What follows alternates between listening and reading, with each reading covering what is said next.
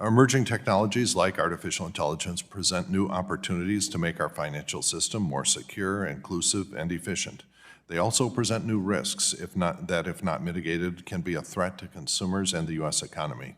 One of the most immediate of those threats are that deepfakes created with generative AI models can mimic an individual's appearance or voice.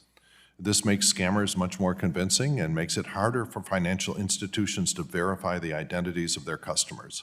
Now, countries like India, Estonia, Korea, there's a long list, have taken national steps to provide citizens who wish with a secure form of digital identification that can be presented online.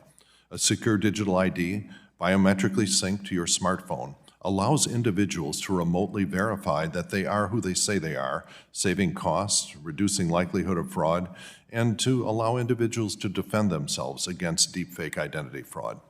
Now, Mr. Vice, in your testimony, you mentioned that NCUA is evaluating digital ID technology, and that, in fact, some credit unions have completed successful pilot tests of this technology.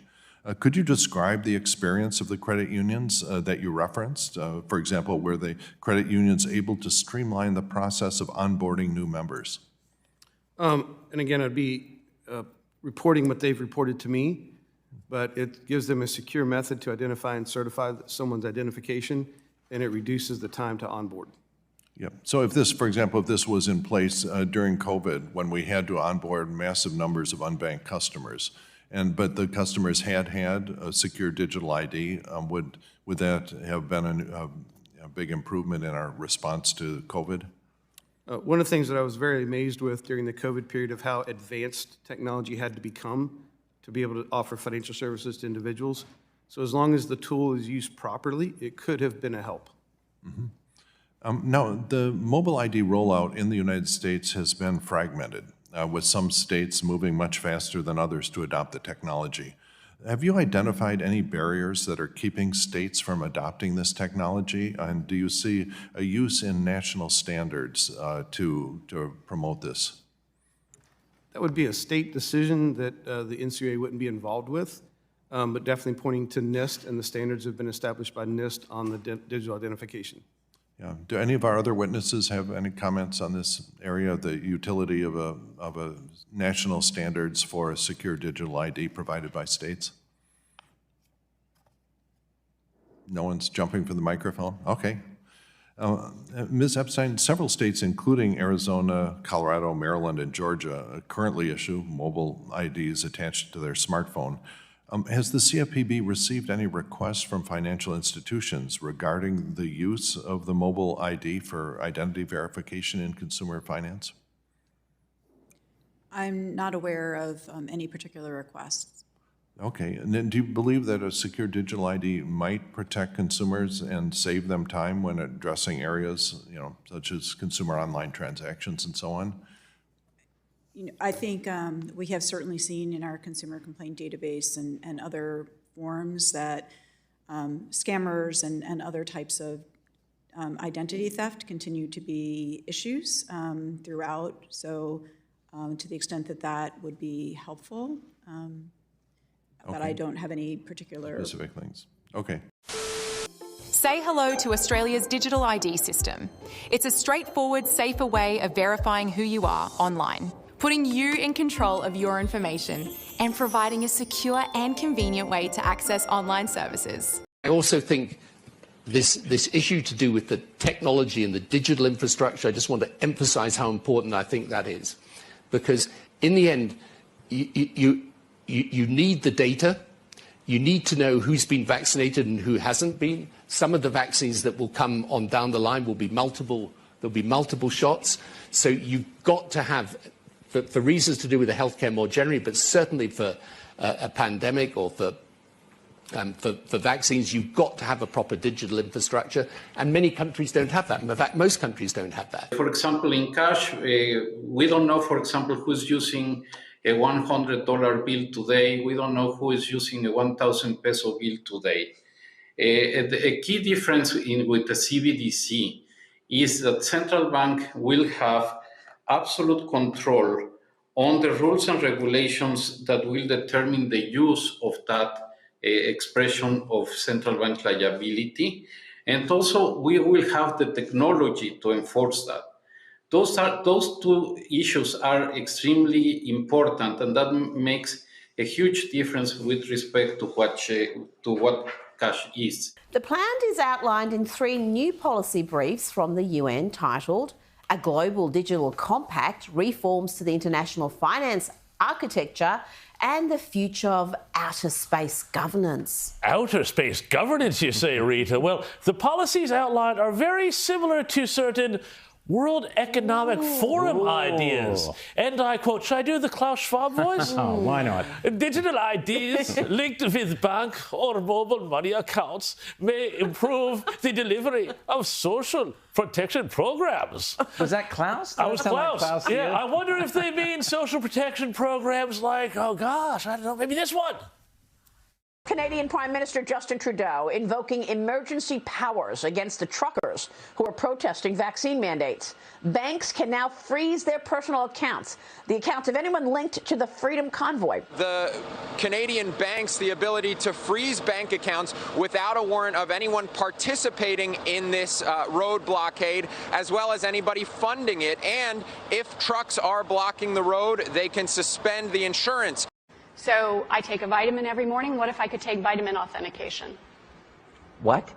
Vitamin authentication. Look, I have one right here. Well, here, I'll let you hold it. Would you like to hold it? I'll hold it. Okay. So this, You guys see it? this pill has a small chip inside of it with a switch.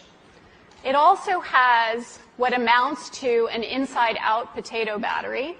When you swallow it, the acids in your stomach serve as the electrolyte, That's what I do. and they power it up, and the switch goes on and off. And it creates an 18-bit ECG-like signal in your body, and essentially your entire body becomes your authentication token. Yes, this is true. Okay?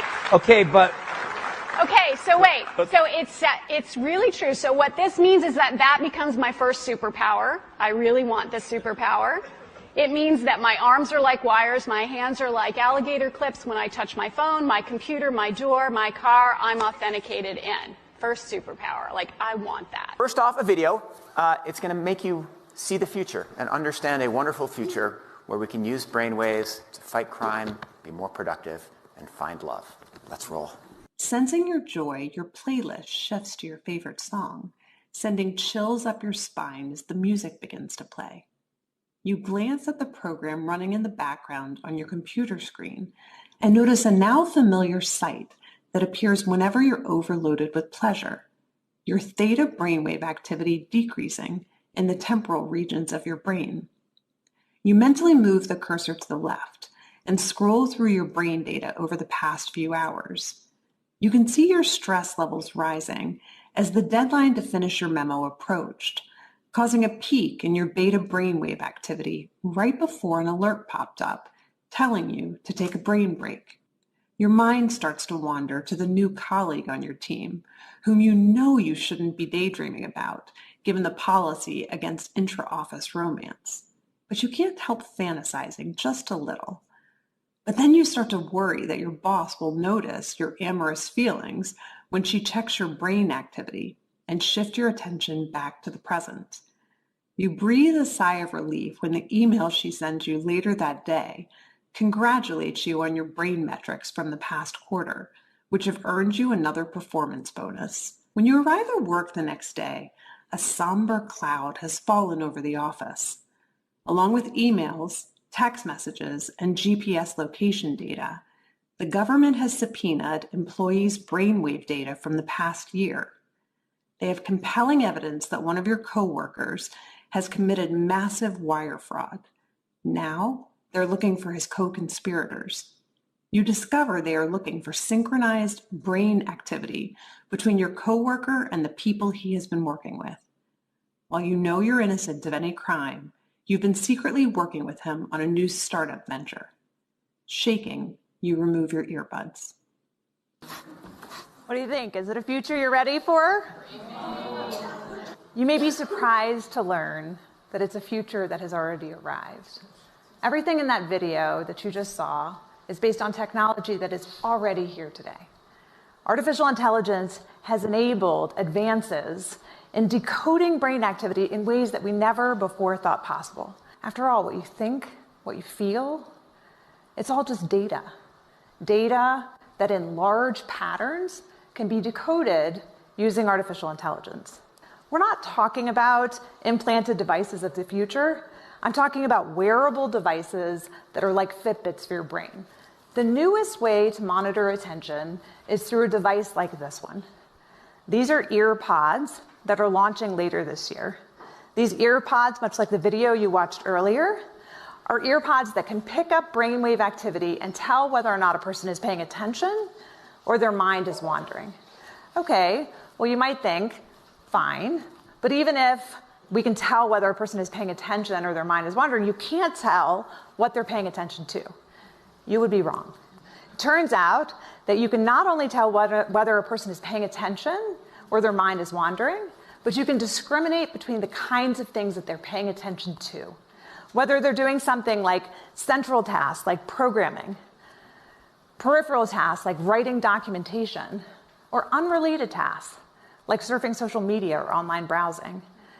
When you combine brainwave activity together with other forms of software and surveillance technology, the power becomes quite precise. We might soon even use the technology to help people wake back up.